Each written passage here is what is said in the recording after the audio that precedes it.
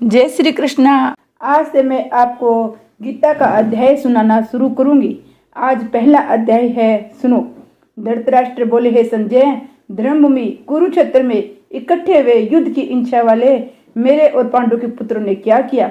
इस पर संजय बोले, उसमें राजा दुर्योधन ने व्यूह चक्र रचना पांडवों की सेना को देकर द्रोणाचार्य के पास जाकर ये वचन कहा, हे आचार्य, आपके बुद्धिमान शिष्य द्रुपद पुत्र धृष्टद्युम्न द्वारा व्याकार खड़ी हुई पांडव पुत्र की इस भारी सेना को देखिए।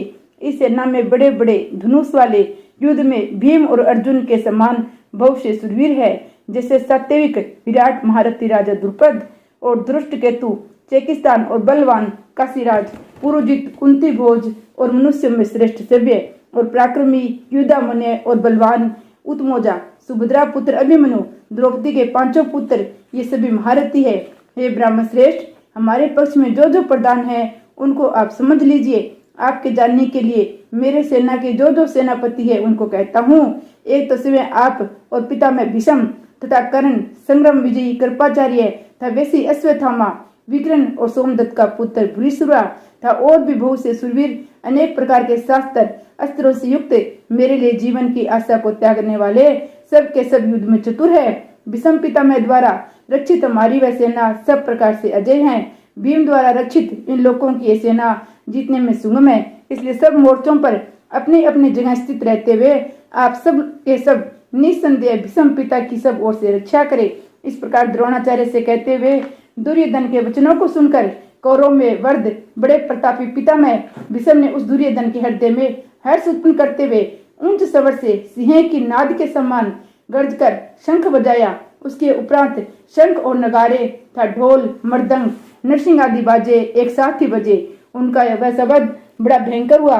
उसके अनंतर सफेद घोड़ों से युक्त उत्तम रथ में बैठे हुए श्री कृष्ण महाराज अर्जुन ने भी अलौकिक शंख बजाए। उनमें श्री कृष्ण महाराज जी ने पांचजन्य नामक शंख, अर्जुन ने देवदत्त नामक शंख बजाया, भयानक कर्म वाले भीमसेन ने पौंड्र नामक महाशंख बजाया, कुंती पुत्र राजा युधिष्ठिर ने अनंत विजय नामक शंख और नकुल और सहदेव ने सुघोष और मणि पुष्पक नामक वाले शंख बजाए। श्रेष्ठ धनुष वाले काशीराज और महारथी शिखंडी और धृष्टद्युम्न तथा राजा विराट और अजय सात्विक तथा राजा द्रुपद और द्रौपदी के पांचों पुत्र बड़ी भुजा वाले सुभद्रा पुत्र अभिमन्यु, इन सब ने हे राजन अलग अलग शंख बजाए। इस भयानक शब्द ने आकाश और पृथ्वी के भी शब्दायमन करते हुए धृतराष्ट्र पुत्रों के हृदय विदीर्ण कर दिए। हे राजन, उसके उपरांत कपिध्वज अर्जुन ने खड़े खड़े धृतराष्ट्र पुत्र को देखकर उस शस्त्र चलने की तैयारी की। समय धनुष उठाकर ऋषिकेश श्री कृष्ण महाराज से वचन कहा, हे अच्युत, मेरे रथ को दोनों सेनाओं के बीच में खड़ा करिए। ये जब तक मैं स्थित हुए युद्ध के काम वालों की अच्छी प्रकार देख लूं, इस युद्ध रूप व्यापार ने मुझे किन किन के साथ युद्ध करना योग्य है। दुर्बुद्धि दुर्योधन का युद्ध में कल्याण चाहने वाले जो जो ये राजा लोग इसमें आए हैं, उन युद्ध करने वालों को मैं देखूंगा। संजय बोले, हे धृतराष्ट्र, अर्जुन द्वारा इस प्रकार कहे हुए महाराज श्री कृष्णचंद्र ने दोनों सेनाओं के बीच में भीष्म और द्रोणाचार्य के सामने संपूर्ण राजाओं के सामने उत्तम रथ को खड़ा करके ऐसे कहा, हे पार्थ, इन इकट्ठे हुए कौरवों को देखो। उसके उपरांत प्रथा पुत्र अर्जुन ने उन दोनों ही सेनाओं में स्थित हुए पिता के भाइयों को, पितामहों को, आचार्यों को, मामाओं को, भाइयों को, पुत्रों को, पोत्रों को तथा मित्रों को, ससुरों को, सौहृदयों को देखा। इस प्रकार उन्हें खड़े हुए संपूर्ण बंधुओं को देखकर वे अत्यंत करुणा से युक्त हुए कुंती पुत्र अर्जुन शोक करते हुए बोले, हे कृष्ण, इस युद्ध की इच्छा वाले खड़े हुए जन समुदाय को देखकर मेरे अंग स्थिर हो जाते हैं, मुख भी सूख जाता है, मेरे शरीर की कंप तथा रोमांस होता है, हाथ में गांडीव धनुष गिरता है, त्वचा भी बहुत जलती है तथा मेरा मन भयभीत सा हो रहा है, इसलिए मैं खड़ा रहने में भी समर्थ नहीं हूँ। हे केशव, लक्षणों को भी विपरीत में देखता हूँ तथा युद्ध में अपने कुल को मारकर कल्याण भी नहीं देखता। हे कृष्ण, में विजय नहीं चाहता, राज्य और सुखों से को भी मैं नहीं चाहता। हे गोविंद, हमें राज्य से क्या प्रयोजन है अथवा भोगों से और जीवन से भी क्या प्रयोजन है, क्योंकि हमें जिनके लिए राज्य भोग और सुख आदि किंचित है, वे ही ये सब धन और जीवन की आशा को त्याग कर युद्ध में खड़े हैं, जो कि गुरुजन, ताऊ, चाचे, लड़के और वैसे ही दादा, मामा, ससुर, पोते, साले था और भी संबंधी लोग हैं। इसलिए हे मधुसूदन, मुझे मारने पर भी अथवा इन तीन लोगों के राज्य के लिए भी इन सबको मारना नहीं चाहता, फिर पृथ्वी के लिए तो कहना ही क्या है। हे जनार्दन, धृतराष्ट्र के पुत्रों को मारकर भी हमें क्या प्रसन्नता होगी, इन आंधताइयों को मारकर तुम्हें पाप भी लगेगा। इससे हे माधव, अपने बांधवों धृतराष्ट्र के पुत्रों को मारने के लिए हम योग्य नहीं है, क्योंकि अपने कुटुंब को मारकर हम कैसे सुखी रहे होंगे।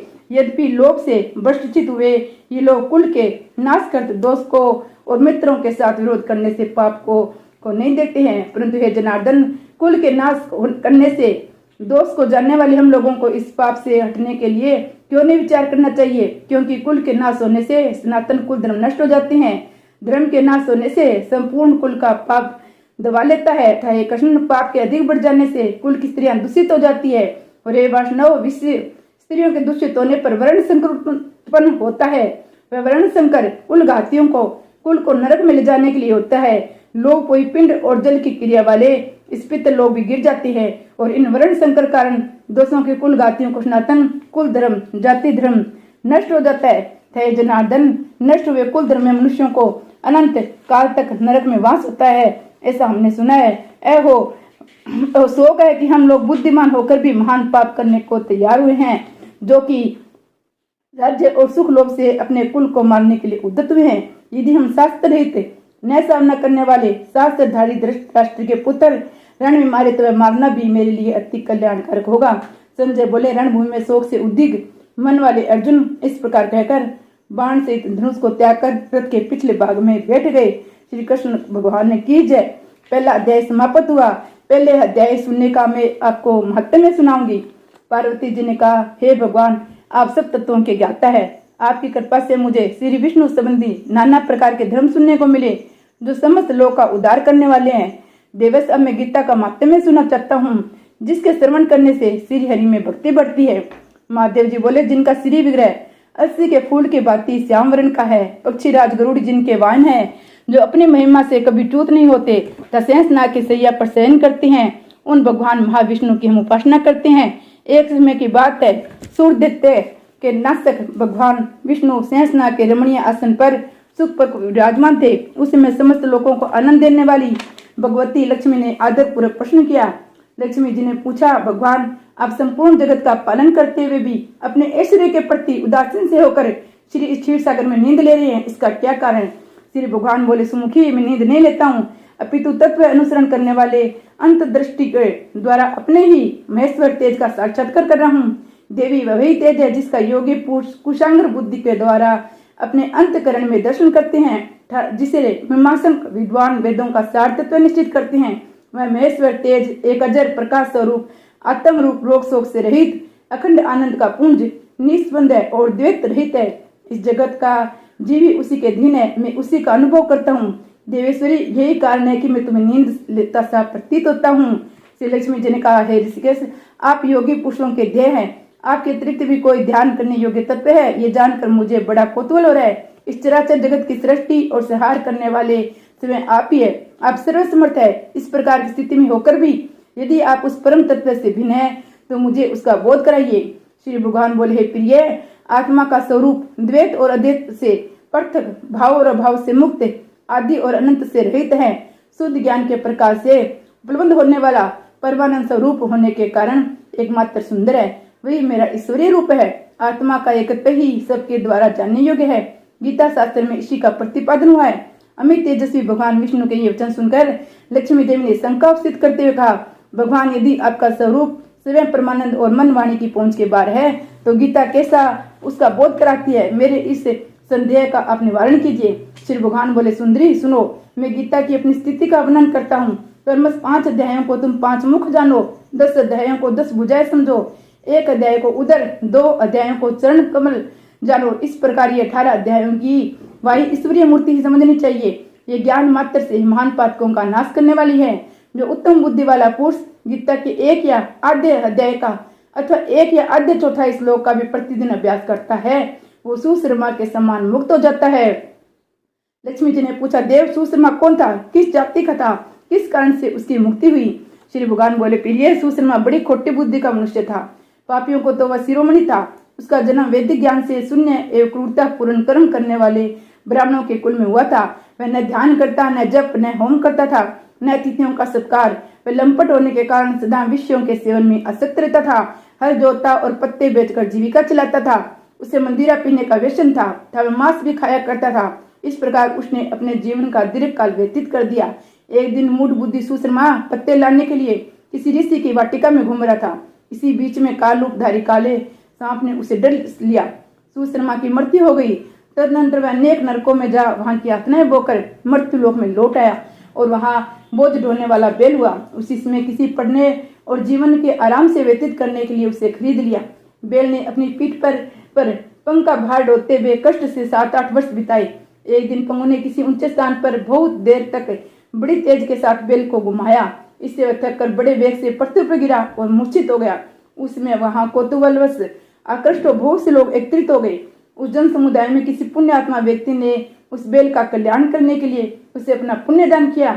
तत्पश्चात कुछ दूसरे लोगों ने भी अपने अपने पुण्यों को याद करके उन्हें उसके लिए दान दिया। उसी भीड़ में एक वेश्या भी खड़ी थी। उसे अपने पुण्य का पता नहीं था, तो भी उसने लोगों को देखा देखी उस बैल के लिए खुद त्याग किया।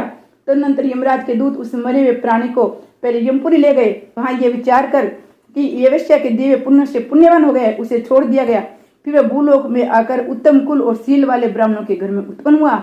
उसी समय भी उसे अपने पूर्व जन्म की बातों का स्मरण रहा। बहुत दिनों के बाद अपने अज्ञान को दूर करने वाले कल्याण तत्व का जिज्ञासु होकर वह उस वेश्या के पास गया और उसके दान की बात बतलाते उससे पूछने लगा, तुमने कौन सा पुण्य दान किया था? वेश्या ने उत्तर दिया, वह पिंजरे में बैठा हुआ तोता प्रतिदिन कुछ पढ़ता है, उससे मेरा अंतकरण पवित्र हो गया, उसी का पुण्य मैंने तुम्हारे लिए दान किया था। इसके बाद उन दोनों ने तोते से पूछा। तब उस तोते ने अपने पूर्व जन्म का स्मरण करके प्राचीन इतिहास कहना आरंभ कर दिया। सुख बोला, पूर्व जन्म में विद्वान होकर भी विद्वता के अभिमान से मैं मोहित रहता था। मेरा राग द्वेष इतना बढ़ गया कि मैं गुणवान विद्वानों के प्रति भी ईर्ष्या भाव रखने लगा। फिर समय अनुसार मेरी मृत्यु हो गई और मैं अनेक घृणित लोगों में भटकता फिरा। उसके बाद इस लोक में आया। सदगुरु की अत्यंत निंदा करने वाले तोते के कुल में मेरा जन्म हुआ। पापी होने के कारण छोटी अवस्था में मेरा माता पिता से वियोग हो गया। एक दिन मैं ग्रीष्म ऋतु में तपे हुए मार्ग पर पड़ा था। वहां से कुछ श्रेष्ठ मुनि मुझे उठा लाए और महात्माओं के आश्रम में उनके भीतर एक पिंजरे में उन्होंने मुझे डाल दिया। वही मुझे पढ़ाया गया। ऋषियों के बालक बड़े आदर के साथ गीता के प्रथम अध्याय की आवृत्ति करते थे। उन्हीं से सुनकर मैं भी बारंबार पाठ करने लगा। इसी बीच में चोरी करने वाले बैलिए ने मुझे वहां से चुरा लिया। तत्पश्चात देवी ने मुझे खरीद लिया। ये मेरा वृत्तांत है जिसे मैंने आप लोगों से बता दिया। पूरे काल में मैंने इस प्रथम अध्याय का अभ्यास किया था, जिससे मैंने अपने पाप को दूर किया है। फिर उसी से उस वेश्या का भी अंतकरण शुद्ध हो गया। उसी के पुण्य से द्विज श्रेष्ठ सुश्रमा भी पाप मुक्त हुए हैं। इस प्रकार परस्पर वार्तालाप और गीता के प्रथम अध्याय के महात्मा की प्रशंसा करके वे तीनों निरंतर अपने अपने घर पर गीता का अभ्यास करने लगे। फिर ज्ञान प्राप्त करके वे मुक्त हो गए। इसलिए जो गीता के प्रथम अध्याय को पढ़ता, सुनता और अभ्यास करता है, उसे इस भवसागर को पार करने में कोई कठिनाई नहीं होती। जय गीता जी की जय, विष्णु भगवान की जय। गीता जी का अध्याय नियमित करने से बहुत फायदा होता है।